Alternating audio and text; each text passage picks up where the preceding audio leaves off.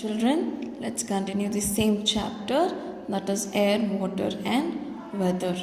So in that today we'll be doing states of water. Water is present in 3 states. So water ge 3 states idave. So that is solid, liquid and gaseous. It can interchange its state upon heating and cooling. So 3 states yavavu: solid, liquid and gaseous. So ಈ ಸ್ಟೇಟ್ಸ್ನ interchange ಮಾಡ್ಕೊಳ್ಳೋದಕ್ಕೆ ಅದಕ್ಕೆ ಸಾಧ್ಯ ಆಗುತ್ತೆ upon heating and cooling. So ಬಿಸಿ ಮಾಡೋದ್ರಿಂದ cool ಮಾಡೋದ್ರಿಂದ ಅದ್ರ ಸ್ಟೇಟ್ಸ್ನ ಅದು ಚೇಂಜ್ ಮಾಡ್ಕೊಳ್ಳುತ್ತೆ.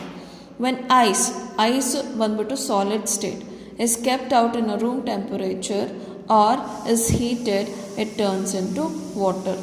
ಸೊ ಮನೇಲಿ ಐಸ್ ಕ್ಯೂಬ್ಸ್ ಇದ್ದರೆ ಅದನ್ನು ತೆಗೆದು ರೂಮ್ ಟೆಂಪರೇಚರಲ್ಲಿ ಒಂದು ತಟ್ಟೆಯಲ್ಲಿ ಹಾಕಿ ಹೊರಗಡೆ ಇಡಿ. ಸ್ವಲ್ಪ ಹೊತ್ತಾದ್ಮೇಲೆ ಅದೇನಾಗುತ್ತೆ, ನೀರಾಗುತ್ತೆ. ಬಿಸಿ ಮಾಡಿದ್ರೆ ಇನ್ನೂ ಬೇಗ ನೀರಾಗುತ್ತೆ. ಸೊ ವಾಟರ್ ಬಂದ್ಬಿಟ್ಟು liquid state.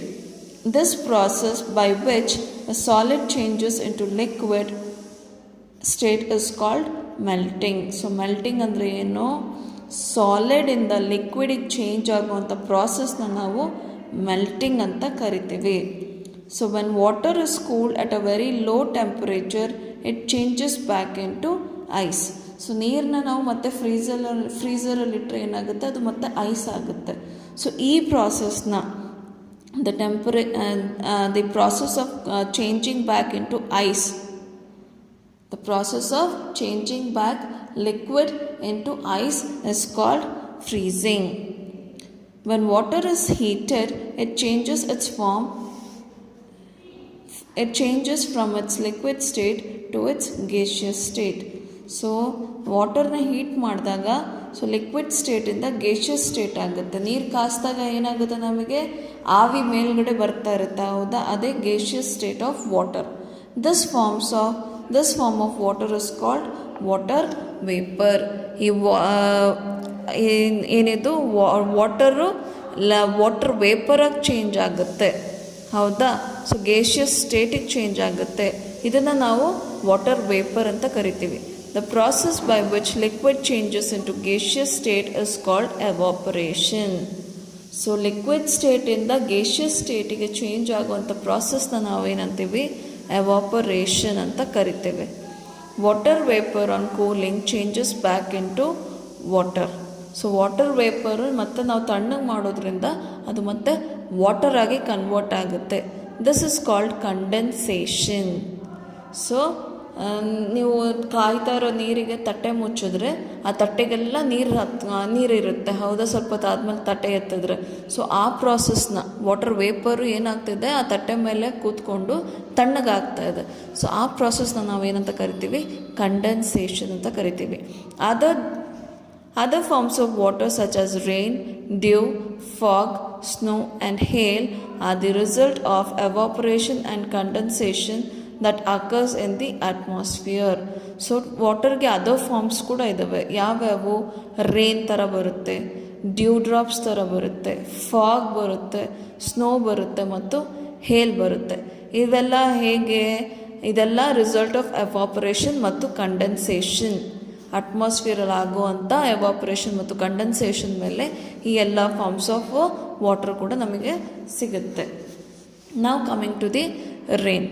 The sun's heat causes water in the ocean, seas, lakes, rivers on earth to evaporate. So ಬಿಸಿಲಿನ ಒಂದು ಹೀಟಿಗೆ ನಮ್ಮ ವಾಟರ್ ಬಾಡೀಸಲ್ಲಿರೋ ವಾಟರ್ ಎಲ್ಲ ಎವಾಪರೇಟ್ ಆಗೋದಕ್ಕೆ ಶುರು ಆಗುತ್ತೆ into water vapour from liquid state to gaseous state. So water vapour ಅಂದರೆ ಏನು? ಲಿಕ್ವಿಡಿಂದ ಗೇಷಿಯಸ್ ಸ್ಟೇಟಿಗೆ ಚೇಂಜ್ ಆಗುವಂಥದ್ದು. The water vapour starts rising up to the sky. So water vapour ಸ್ಕೈವರೆಗೂ ಮೇಲಕ್ಕೆ ಹೋಗ್ತಾ ಬರುತ್ತೆ. This water vapour goes up and cools down at a certain height. So ಮೇಲೆ ಹೋಗ್ತಾ ಹೋಗ್ತಾ ಏನಾಗುತ್ತೆ, ಕೂಲ್ ಆಗ್ತಾ ಬರುತ್ತೆ. ಸರ್ಟನ್ ಹೈಟಿಗೆ ಹೋದ್ಮೇಲೆ ಕೂಲ್ ಆಗುತ್ತೆ. And condenses to form clouds. So cool ಆಗ್ತಾ ಆಗ್ತಾ ಏನಾಗುತ್ತೆ, ಅದು ಕ್ಲೌಡ್ ಆಗಿ ಚೇಂಜ್ ಆಗುತ್ತೆ. The water keeps condensing to form clouds until the cloud become very heavy and cannot bear the load of water vapour droplets. So ಎಲ್ಲಿವರೆಗೂ ಇದು ಕ್ಲೌಡಾಗಿ change ಆಗುತ್ತೆ, ಎಲ್ಲದಕ್ಕೂ ಒಂದು ಲಿಮಿಟ್ ಅಂತ ಇರುತ್ತೆ, ಹೌದಾ. ಸೊ ಅದ್ರದ್ದು ವಾಟರ್ ವೇಪರ್ದು ವೇಟು ತಡ್ಕೊಳಕ್ಕಾಗದೇ ಇರೋಷ್ಟು ಹೋದ್ಮೇಲೆ ಆವಾಗ ನಮಗೆ ತಡ್ಕೊಳಕ್ಕಾಗದೇ ಇರೋಕ್ಕಾದಾಗ when this happens ಆದಾಗ the cloud burst into water droplets come pouring onto the earth in the form of rain. ಆ ಟೈಮಲ್ಲಿ ಸೊ ಅದು ವಾಪಸ್ಸು ಮತ್ತೆ ನೀರಾಗಿ ಕನ್ವರ್ಟ್ ಆಗಿ ಮತ್ತು ರೇನ್ ಮುಖಾಂತರ ಅರ್ತ್ನ ರೀಚ್ ಆಗುತ್ತೆ. Next water cycle. This process of evaporation and condensation of water that is constantly going on in nature is a cyclic manner is called water cycle. The process of evaporation, so evaporation ಆಗಿ ಮೇಲೋಗಿ condensation ಆಗುತ್ತೆ. ಅಲ್ಲಿ ಕಂಡೆನ್ಸೇಷನ್ನು top most ಪಾಯಿಂಟಿಗೆ reach ಆದಾಗ ಏನಾಗುತ್ತೆ, rain ಬರುತ್ತೆ.